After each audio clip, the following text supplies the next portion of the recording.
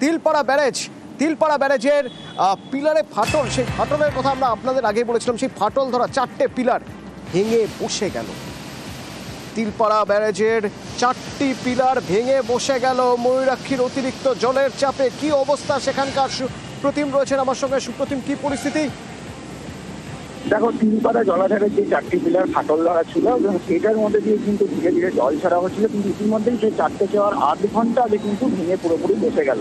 এবং সেচ দপ্তর সূত্রে আমরা যেটা জানতে পারছি, ময়ূরাক্ষী নদীর যে প্রবল জলের চাপ, সেই জলের চাপ যখন যাচ্ছে এবং পিলারের নিচে থাকা যে বোল্ডার, যে বড় বড় পাথর, সেগুলো কিন্তু জলের চাপে অনেকটাই তলা থেকে সরে গিয়ে বিভিন্ন জায়গায় চলে গেছে। তার ফলে তলাটা বোল্ডার ফাঁকা হয়ে যাওয়ার জন্যই কিন্তু সেই পিলার 4টে ভেঙে বসে গেল এবং পিলার এক্সটেনশন ডিভাইস, যে ডিভাইডার গুলো রয়েছে ওয়াটার, সেগুলো ভেঙে পুরোপুরি বসে গেছে। ইতিমধ্যে যে 4টি জায়গায় পিলার বসে গেছে, সেই 4টি জায়গায় কিন্তু যে গেট ছিল, সেই গেটগুলোকে এখন আপাতত বন্ধ করে দেওয়া হয়েছে এবং বাকি যে সমস্ত গেট আছে, সেই সমস্ত গেট দিয়ে কিন্তু ময়ূরাক্ষী নদীতে জল ছাড়া হচ্ছে। যেহেতু ম্যাসেঞ্জার জলাধার থেকে একটা জলের চাপ রয়েছে, প্লাস ঝাড়খণ্ডের সিদ্ধেশ্বরী নদীতে জলের চাপ, সেই জলটা কিন্তু এখানে আসছে এবং সেই জলের চাপ কমানোই কিন্তু ধীরে ধীরে সেই জল ছাড়া হচ্ছে। তবে যে 4টে পিলার এক্সটেনশন ডিভাইস বসে গেছে, সেইগুলিতে আপাতত জল ছাড়া বন্ধ করেছে। তবে প্রশাসনের তরফে যেটা জানানো হচ্ছে যে তিলপাড়া জলাধারের যে জলের চাপ আছে, সেই জলের চাপ কমলে কিন্তু আবারও তলায় বোল্ডার দেওয়া হবে। তারপরে কিন্তু তিলপাড়া জলাধার ধীরে ধীরে ফাঁকা করা হবে জলের চাপ, তারপরে কিন্তু পুরোপুরি ব্যারেজের কাজ সংস্কার করা হবে।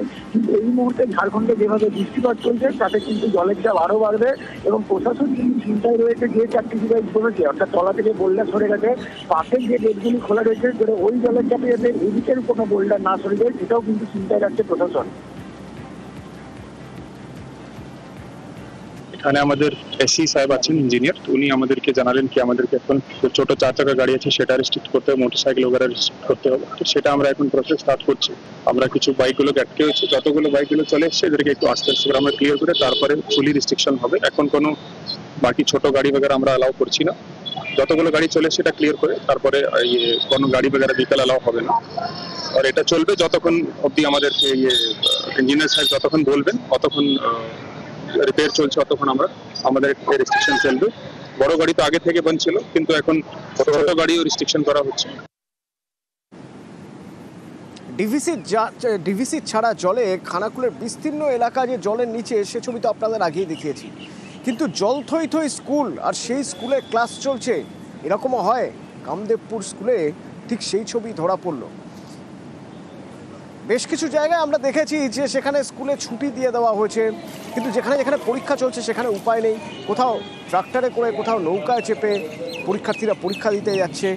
এখানেও স্কুল চলছে, এই জলের মধ্যেই স্কুল চলছে।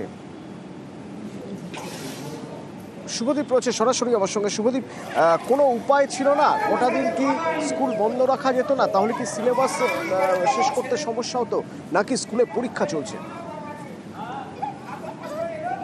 না দেখো, এই স্কুলে কিন্তু খানাকুল যে 2 পঞ্চায়েত এলাকার অন্তর্গত কামদেবপুর প্রাথমিক যে বিদ্যালয় রয়েছে, সেখানে কিন্তু এই মুহূর্তে পরীক্ষা চলছে না। তবে সরকারিভাবে যেহেতু কোনো নির্দেশ এখনো পর্যন্ত ছুটির যে নির্দেশ, সেখানে যেহেতু নির্দেশ আসেনি, সেই কারণে শিক্ষকরা স্কুলে আসছেন এবং তারা জানিয়েছেন, বিভিন্ন ব্লক প্রশাসন এবং শিক্ষা দপ্তরেও তারা জানিয়েছেন এবং স্কুলের যে এইভাবে ক্লাস নেওয়া